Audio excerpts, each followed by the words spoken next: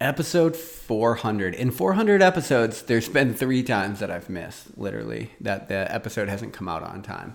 And, you see 400 episodes, but what you don't see is like the 2 a.m. mornings where I'm racking my brain because I don't have any content for the next day and I can't let myself go to sleep until I do it. But, we're all 400 episodes into something. And I'll tell you this, like, it seems like a lot because, well, I guess 95% of podcasts don't make it past 12 episodes, but look, I'm not 95% of people.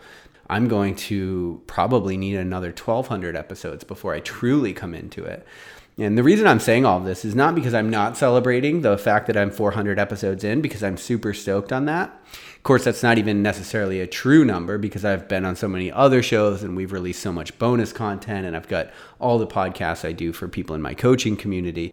I think really is you see that and you might think some type of way, but I think in 400 episodes, I'm really just starting to get my voice and starting to really nail my message and figure out what it is that I want to do with this. And the path is, of course, unfolding as I'm ready for it. But I wanted to take a minute on this introduction just to say, look, we're all 400 episodes into something for sure, right? There's something that you have been working on. And one thing that I'll tell you is that the reason I think I'm 400 episodes in and my voice is just becoming clear is, one, real craft takes that long, truly. Like, real craft is a real process. And in a world of fast food and Instagram videos that can't be longer than a minute, like, we don't have a lot of bandwidth, but if you still want to do something great, you still got to put in the time. That's one of the reasons. And the second reason that I'm talking about it is because for 400 episodes, those haven't been all extremely focused, right? Like, I shift focus quite a bit in 400 episodes. That's why Jordan Peterson, one of his rules for life is compare yourself to who you were yesterday, not who someone else is today. Because I could compare myself to another podcaster who also has 400 episodes, and our journey is completely different. Life is preparing you for what you need to know in order to become who you need to become for whatever is going to come next for you. But that's an invitation. It's not a sure thing. And so you're sort of always getting invited to live at a higher level or to live differently in some way. But if you want to be able to accept that invitation, then you got to put in quality reps. And I think that's what it comes down to, And like I said, I pivoted halfway through and we changed direction of the shows a little bit. And my growth is also just sort of pivoted alongside of it. One of the reasons that my book has taken so damn long to finish. I mean, we're 8 months right now past when I thought I would have it done. And honestly, the reason it's taking so long is because I had to grow into the person who could write that book. I started off with such a big goal.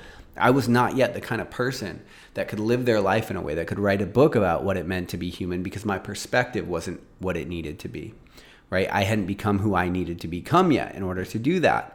The reason I'm saying all of this is we're 400 episodes in, but this bitch is just beginning. This journey is just starting. And we're all 400 reps into something, but it's good to look back and ask yourself, well, where has my effort shifted? Where has my focus shifted? Where have I not put in the most concerted reps? And then whatever it is that you want to do with your life for a craft, whatever that is, how many quality reps are you into that thing? Like I said, in 400 episodes, I've missed 3 from coming out on time. That's important to know because that's a level of commitment that I don't have to many other things in my life, and most people don't have to anything in their own life. And so it's worth asking yourself. But I'm 4 minutes in the intro, so I'm going to let you guys go and get into today's message. Obviously, it's going to be a little longer than morning coffee normally is, but normal hump day message coming in hot. Thanks for tuning in. 400 episodes really does feel good. I appreciate everybody that has taken this journey with me. I know y'all haven't been here since day one, but if you continue to listen, then I'm going to continue to do it. I appreciate y'all. I love y'all. Give up all the wild times, jump into the wildfire, just to have one more wild night.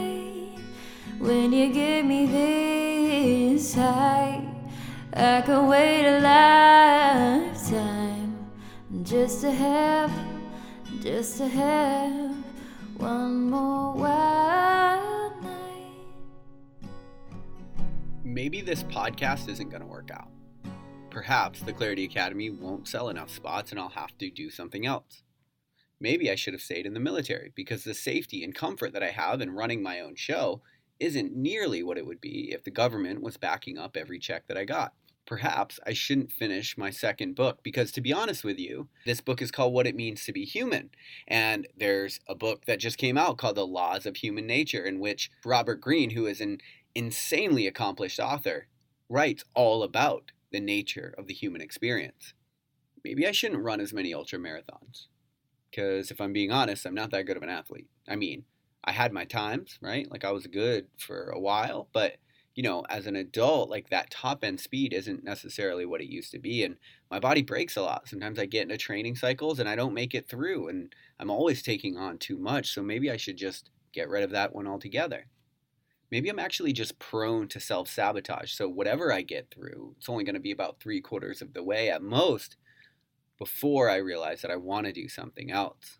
Or maybe I don't even realize. Maybe I just tank it and then I just hold up the pieces of what went wrong and just try to figure it out.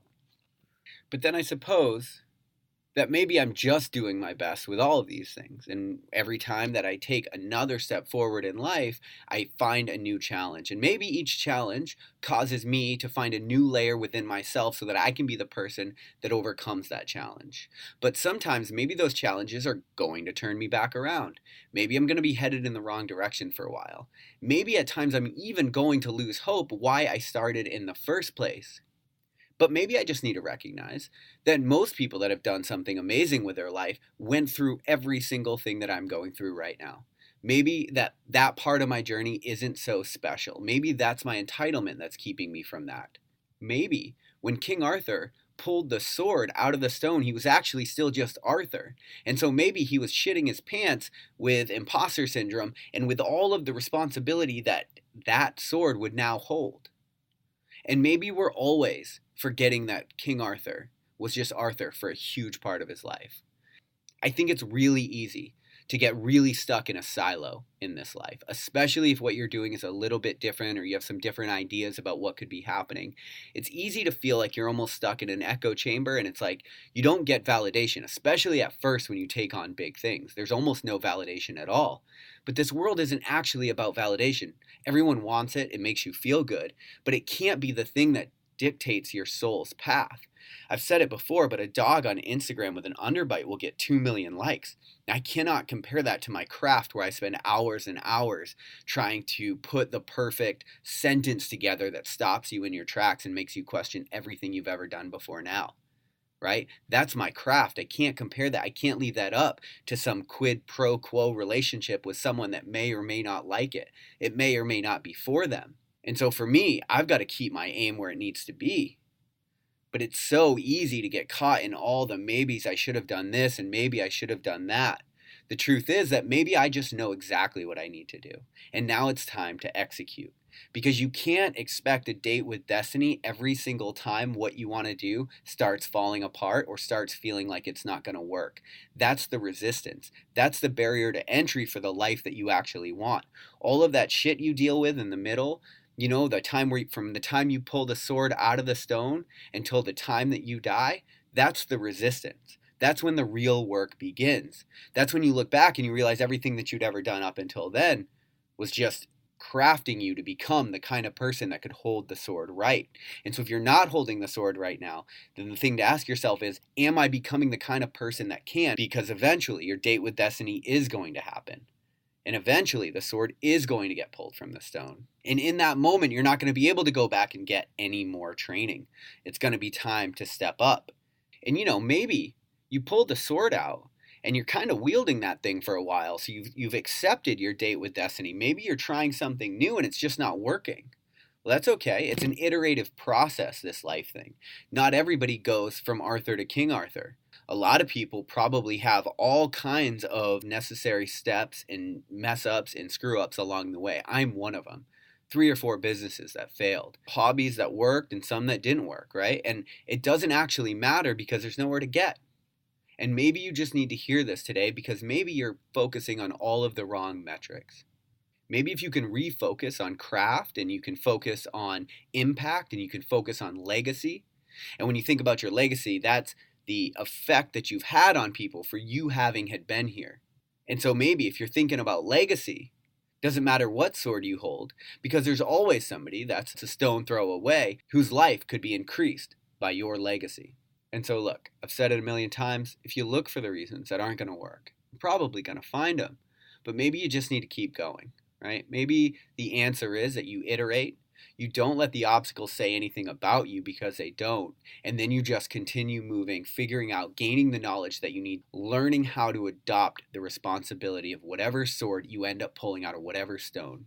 Listen, it's super easy to get stuck in all of the maybe I shouldn'ts or what ifs, or maybe I'm doing this wrong, especially like I said, that if you're doing something kind of new or edgy or different, because there's going to be very little validation, especially in those early parts, because your job when you're in the early parts of a dream is not to convince everyone to support you. It's to build a product or a service or a movement or a legacy that people have no choice but to support. But the one thing that you have to have in the middle of all of your striving and all of this process is hope. Because if you don't have hope, you are in a scenario that cannot be won. And if it can't be won, then why the hell are you doing it?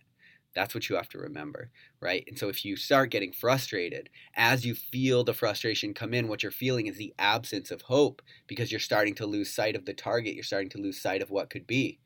That's when you need to refocus. Frustration's not actually going to get you anywhere. It's okay to go through, but if you're spending too much time in frustration, you are parting ways with hope, and that's a problem. That's going to affect your long-term goal quite a bit. So refocus on the goal, refocus on the craft. Understand that you're not going to be given a million dates with destiny. Sometimes it's just time to execute, even if nobody on the sidelines is cheering you on.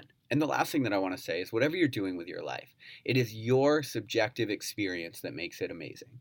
We've all gone through similar lives. We're thinking in same ways. We're doing similar careers. We're all getting on the same sort of treadmill in some way. But there's a message of hope that you have to learn to convey in a way that truly means something to you. And however that is, that could be the insight that somebody else needs in order to make it through their time. And they don't need you. You don't need to be crafting content such as I do. You don't need to be outwardly expressing it. If you are on your path, the ripple effect of that and the inspiration that people take just from watching somebody be on their path and handle all of the adversity in a forthright way, that's enough to make extreme impact in the world. And so I don't know, maybe you need to hear this today. But you know what? Maybe you just need to keep going because the guy or girl next to you really desperately needs you to. Because we all need each other to. You'll never know what that inspiration might mean, but it will become your legacy. I love you guys. Hope you have an amazing hump day. We'll talk tomorrow when we finally get this week over the hump on Morning Coffee. I love this life. One of those days happened to me today. The mess was made, I spilled the paint all over your pavement. Can't tell me when the last bill was sent or where it went. It made them scream, it made them leave me alone. I stretched my neck out, looking for answers. I dodged a bullet, 'cause I'm a dancer.